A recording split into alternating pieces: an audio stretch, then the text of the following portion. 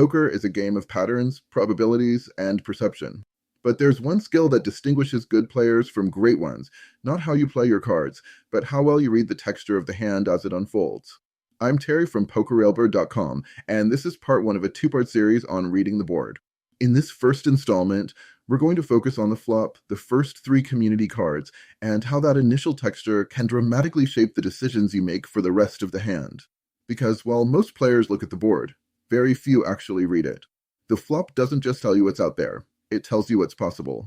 It reveals whether draws are forming, whether the hand is likely to stay calm or escalate, and whether your opponent's story makes sense or falls apart under scrutiny.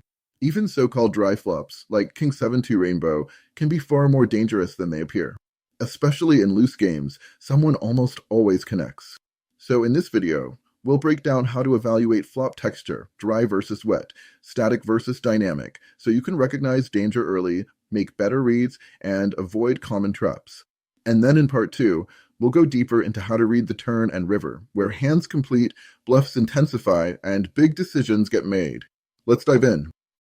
When players talk about reading the board, most imagine it's just about spotting flush or straight draws. But there's much more to it than that.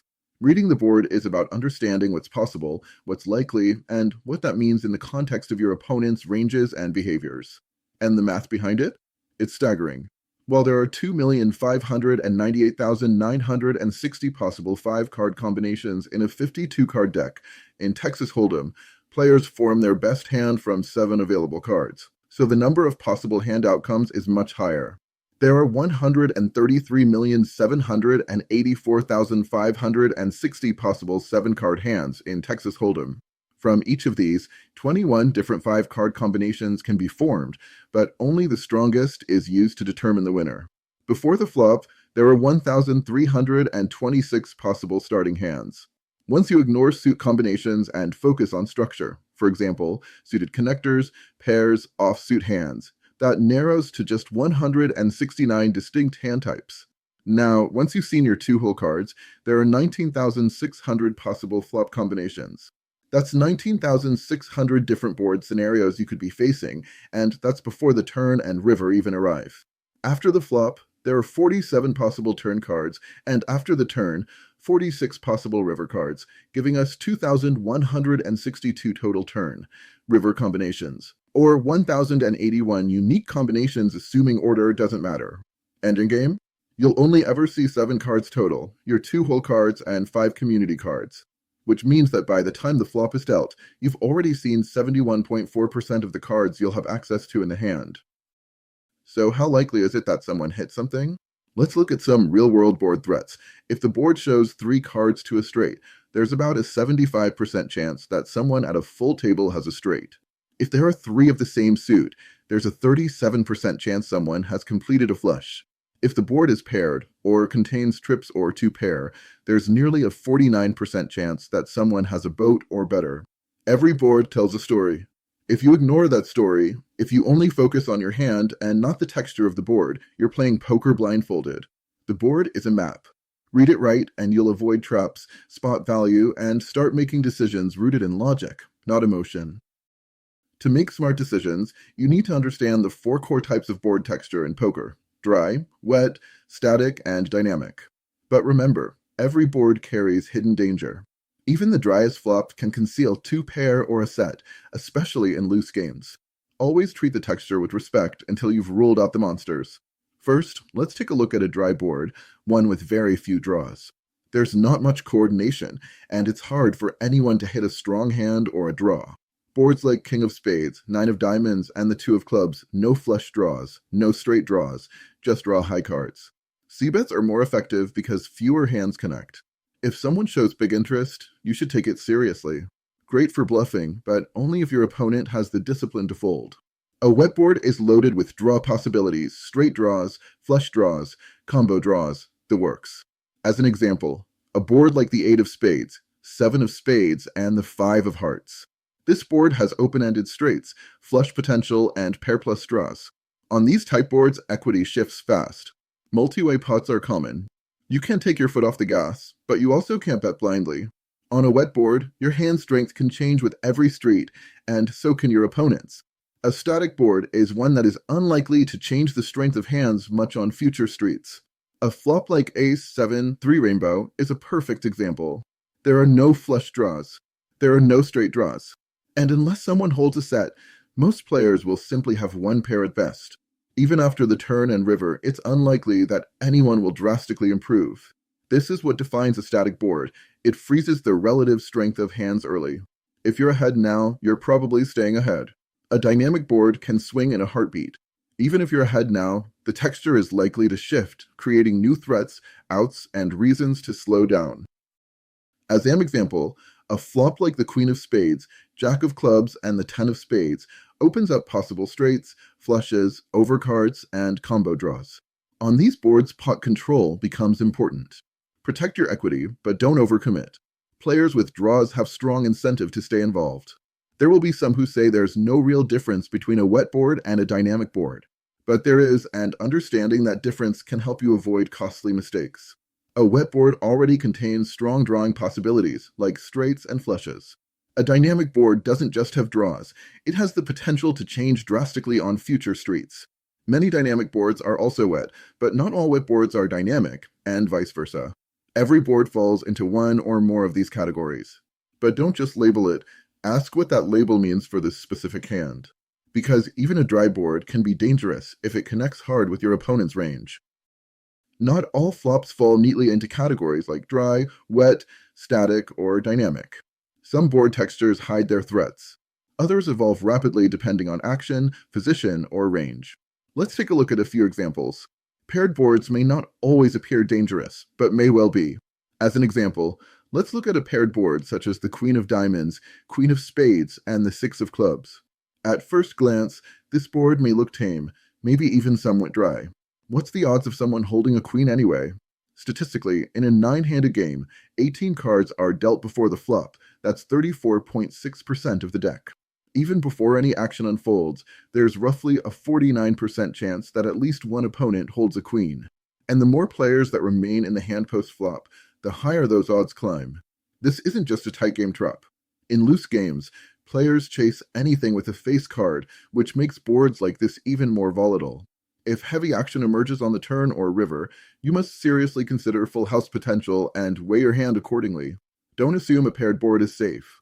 Understand how many hands interact with it and how player type, pre-flop ranges, and number of callers affect the danger level. What about uncoordinated but vulnerable boards? Say a board like the Jack of Spades, 8 of Diamonds, and the 4 of Clubs. At first glance, this board looks harmless, no flush draws, no obvious straight draws. But dig deeper and you'll find it's full of hidden threats.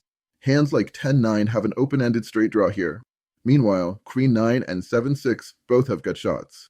In looser games, where players often enter pots with suited connectors, one-gappers, or even offsuit Broadway trash combos, these hands are more common than you'd think. This is what makes the board vulnerable, not coordinated in the traditional sense, but still capable of shifting dramatically with the turn or river. What seems like a dry board can suddenly crack wide open. Don't dismiss mid to high, disconnected flops. Evaluate based on the number of players who saw the flop. Player tendencies, loose versus tight. The likelihood of disguised draws based on pre-flop action. How about those infamous monotone boards like the King of Spades, 9 of Spades, and 4 of Spades? Boards where all 3 cards are the same suit are polarizing and deeply misunderstood. Some players panic and fold everything. Others bluff recklessly, assuming nobody could possibly have the flush. But the truth lies somewhere in between. The odds of a player flopping a flush with 2 suited cards are about 118 to 1. So in a heads-up or 3-way pot, it's unlikely. But in multi-way pots, with 5 or 6 players seeing the flop, a flopped flush is absolutely in play. Let's say you hold 7 of Spades and the 8 of Spades. You flopped a flush, but it's far from the nuts. There's around a 35% chance that another player also holds 2 spades, and one of theirs is likely higher than your 8. If the board pairs or a 4th spade hits, your marginal flush can become a costly trap. Now here's the part most players miss. Monotone boards don't just threaten with flushes, they also create fear. And when people are afraid, they either shut down too early or push too hard with weak blockers. The most common hands at this moment aren't flushes. They're hands like A of Spades and King of Clubs, top pair, top kicker with a spade. King of clubs, 9 of diamonds, top 2 pair. Queen of spades, jack of hearts, backdoor flush draw, plus inside straight draw. Or even sets like pocket 9s or 4s. These hands are everywhere in loose games, and depending on the turn and river, may well be ahead by the time the hand is complete. So don't just ask, is a flush possible? Ask, who's in the hand? What kind of hands do they play? What story does the action tell? And how many suited combos could they realistically have? This is what reading the board really means. Not just naming the threat, but weighing it against the math, the action, and the actual player tendencies you see at your table. Monotone boards demand sharp discipline, not just to avoid folding too often, but to avoid overplaying second-best hands. The board gives you clues, but only context reveals the full story. It's not enough to identify a dry board, a flush draw, or a paired texture. You must ask, how does this board connect to my opponent's likely range? And how many players are in the hand? Let's take a seemingly dry board. King of diamonds, 7 of clubs, and the 2 of spades. No flush draw. No straight draws. That's textbook dry. But here's the problem. If your opponent raised pre-flop with ace-king, king-queen, king-jack, etc., they just hit top pair, and it's very much their board. Now imagine the same board, but 4 players saw the flop, including 2 loose passive types who call with king-8, king-5, or queen-7. Suddenly, the board isn't dry at all. It's alive with danger. You must evaluate how a specific board texture intersects with your opponent's range. The more the board hits their likely holdings, the more cautious you must be. The tighter the opponent, the more their range centers around strong hands. The looser the opponent, the wider the set of possible connections. As an example, on a board like the jack of spades, 10 of spades, and the 4 of clubs, a tag opponent's range might include ace-jack, king-jack, queen-jack, and suited connectors like 10-9 suited or queen-10 suited. Against a loose passive player, you may also be facing hands like jack-2, 10-7, or any 2 spades, or really, any 2 cards in very loose games. Tight aggressive players tend to raise strong hands pre-flop and won't chase weak draws. Their range is narrow, but dangerous when it connects. Loose passive players call too wide pre-flop, meaning even random boards can smash their range. Loose aggressives bluff more often, so dangerous boards may be leveraged, not connected. You must weigh board texture in the context of these behavioral profiles. The board is never neutral. It interacts with every player's tendencies. A flop that seems safe heads up might be a disaster 5-handed. In a 9-handed game, 18 cards are out of play before the flop hits. That's nearly 35% of the deck. The more players see the flop, the more likely someone connected. A board like the 10 of diamonds, 9 of spades, and the 4 of clubs might feel medium strength, but if 4 people saw the flop, there's a solid chance someone has queen 10, 8-9, 10-9, jack-jack, or an open-ender like jack-8. By now, you've seen that flop texture is only the starting point. A flop isn't dangerous or safe on its own. Its meaning depends on who's in the hand, how they play, and what range of hands they're likely to hold.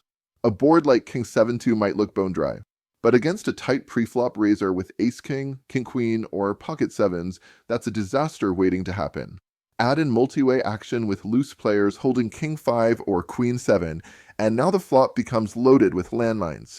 So while reading the flop is essential, it's just the beginning. Because as the turn and river arrive, everything changes. Ranges shift, draws complete, and players start telling stories, some real, some not. Reading the board isn't just about spotting draws or counting combos. It's about recognizing patterns, mapping player tendencies, and learning to interpret the story the flop is telling. But that story isn't finished. In part 2, we'll dive deeper into the turn and river. That's where hands evolve, ranges narrow, and players start telling lies or revealing the truth. We'll discuss how to reassess board texture, track shifting dynamics, and sniff out lines that just don't make sense. So hit like, drop a comment, and make sure you're subscribed so you don't miss part 2. And if you want to sharpen your board reading skills even further, head over to pokerrailbird.com for advanced articles, tools, and strategy breakdowns. Because once you learn to read the board, the game changes. This is Terry Wood from pokerrailbird.com, and we'll see you at the tables.